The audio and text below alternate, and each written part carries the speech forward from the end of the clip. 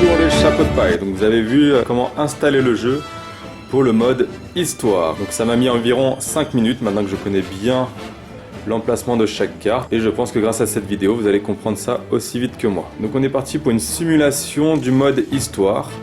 Je vous rappelle, le mode d'histoire se joue de 2 à 6 joueurs, il dure entre 30 et 60 minutes. Si vous êtes 2 joueurs, il y a un joueur maître du jeu et il y a un joueur qui va jouer l'équipage au chapeau de paille. Si vous êtes 3, il y aura 2 dans l'équipage au chapeau de paille, 4 ça sera 2 et 2, 5 ça sera 3 équipages 2 maîtres du jeu et 3 et 3 pour 6 joueurs. C'est donc un mode qui se fait en coopératif à plusieurs ou sinon en duel à 2. Donc, récapitulatif rapide de ce que vous avez besoin pour jouer au mode histoire. Je vous invite à regarder la vidéo sur l'explication du plateau de jeu et des cartes que j'ai faites juste avant. Et sinon, la vidéo unboxing aussi pour voir toutes les cartes. Qui dit mode histoire dit 2 rôles principaux. Donc, le maître du jeu et l'équipage de chapeau de paille. Donc, dans un premier temps, celui qui va avoir l'équipage de chapeau de paille va devoir disposer les 9 membres de son équipage devant lui, ainsi que le bateau. Une fois qu'il sera passé sur 4 îles différentes, il pourra se rendre sur la deuxième partie du Nouveau Monde et donc prendre l'équipage après les 2 ans qui est forcément plus fort au niveau des capacités que l'équipage d'avant les 2 ans parce qu'il y aura des adversaires plus difficiles à battre. Au niveau du bateau, c'est pareil, on passe au Sony alors que là on est au Mairie. On vient disposer les adversaires sur le côté, correspondant donc aux lettres et aux îles qui sont en face. Les cartes défense, attaque, faiblesse, événements, mission et log pause qui seront à tirer pendant le jeu. À droite, les supernovas, les corsaires et les marines. Le maître du jeu, quant à lui, il dispose de toutes ces petites cartes, marine, corsaire, supernova, amiral et les canons -1, -2, et va venir les disposer là où il a envie, sans le dire à son adversaire, face cachée. Il va venir disposer ses bateaux de marine, donc il y en a 3, un avec -1 en canon, -2 canon, -3 canon, grâce au dé. Donc il prend le dé à 6 faces lettres, le dé à 6 faces chiffres, il lance, hop, F5, il vient placer son premier bateau en F5. Et ainsi de suite pour les 2 autres bateaux. Il y a 3 bateaux à placer. On prépare le jeu en tirant des cartes. Celui qui est dans la peau de l'équipage au chapeau de paille, il va venir prendre une carte attaque, une carte défense, une carte faiblesse. Ici, 5 cartes mission. Là aussi, sur les cartes mission, il y a les cartes mission Nouveau Monde qu'il ne faut pas prendre maintenant. Il faudra les prendre quand on sera sur la deuxième partie. Donc je rappelle, le but du jeu, ça va être réussir 4 missions. Alors le bateau là ici, il est sur Shelton. Le but du jeu, ça va être de réussir 4 missions pour l'équipage au chapeau de paille, ou d'empêcher l'équipage d'arriver à ces 4 missions, de se retrouver avec au moins 5 membres retournés, au bout de 8 tours pour le maître du jeu. Donc là, ça sera le maître du jeu qui gagnera. Les 4 premières îles seront dans la première partie et les 4 suivantes seront dans la seconde partie de Grand Line.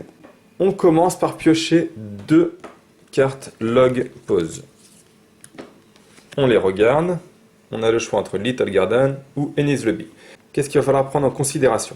La lettre ici, B5, C2. Donc on sait que sur les B, on aura des adversaires plus faibles que sur les lettres C. Et deuxième chose à prendre en considération, les cartes missions.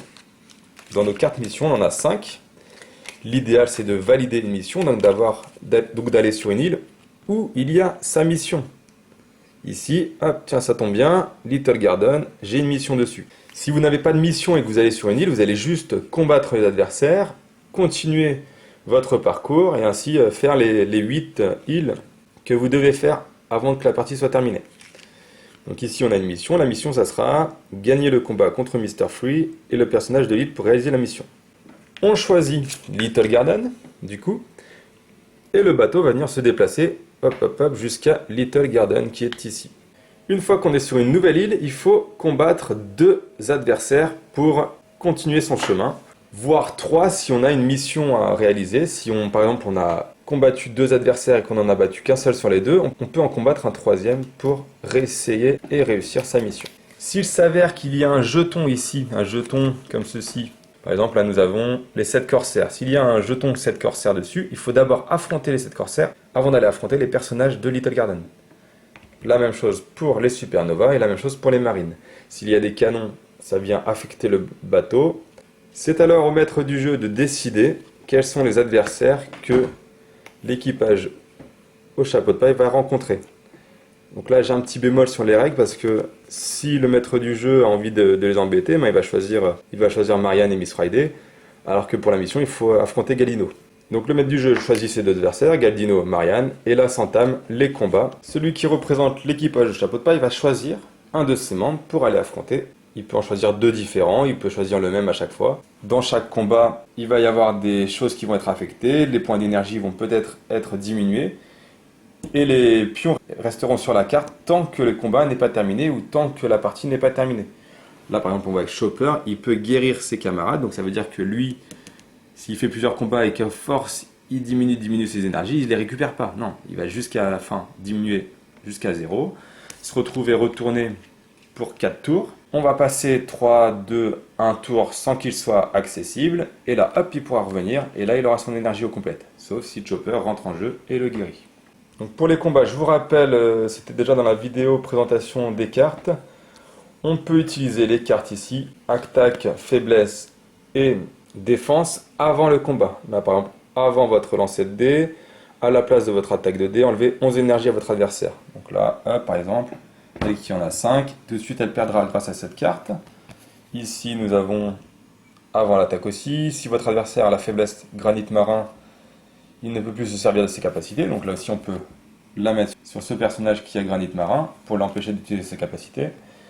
Et enfin, là, après l'attaque adverse, esquivez 2 attaques de dés ou 2 cartes de votre adversaire. Le maître du jeu aussi, pour faire ses combats, il va tirer soit une carte défense, soit une carte attaque. Ou s'il y a les fluides, ça aussi je vous l'ai indiqué dans les capacités des cartes, dans l'autre vidéo. S'il y a des fluides, il pourra choisir, il pourra en prendre 2 cartes, ou il pourra choisir aussi une carte faiblesse.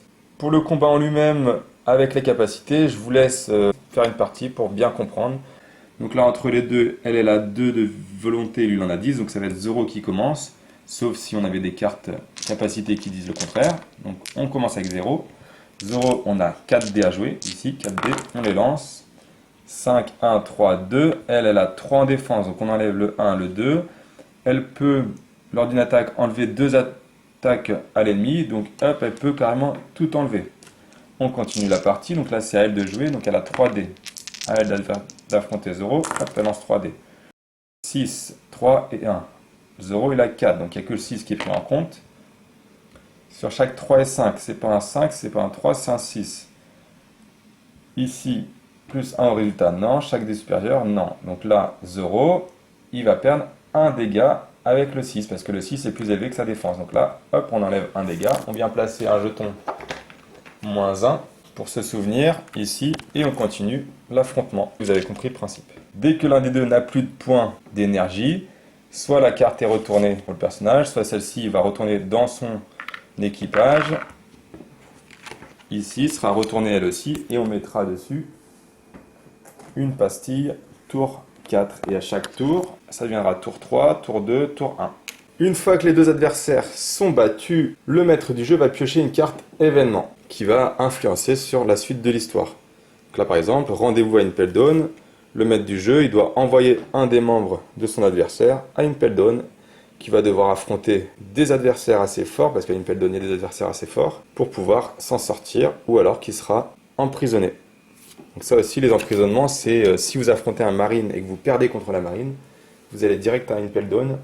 Il déplace ses navires par la suite, là c'est 3 navires en lançant les dés. Là aussi, s'il se trouve contre l'équipage, c'est parti pour une bataille. Et on recommence avec le tour de l'équipage. Donc à partir du tour numéro 5, c'est-à-dire à partir de la 5e île, on repasse ici dans le Nouveau Monde et on va faire la même chose environ.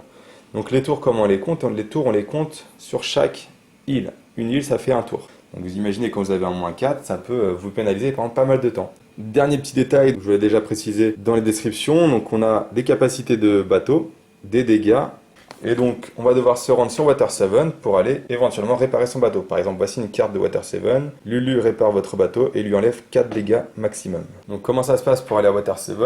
Si vous avez besoin d'y aller, vous allez au début de votre tour, vous choisissez d'aller à Water 7 plutôt que de tirer les log pause ou de lancer le dé. Vous tirez un des charpentiers qui répare votre bateau par rapport à ce que je vous ai lu juste avant. Et ensuite, vous passez votre tour. C'est au tour du maître du jeu de faire ses actions avant que vous puissiez à nouveau rejouer. Si vous avez des questions, n'hésitez pas, des commentaires, des remarques par rapport à des parties que vous avez fait, allez-y, qu'on puisse échanger. Je vous invite pour la 4e et dernière vidéo qui sera sur le mode bataille entre équipages. Très bientôt.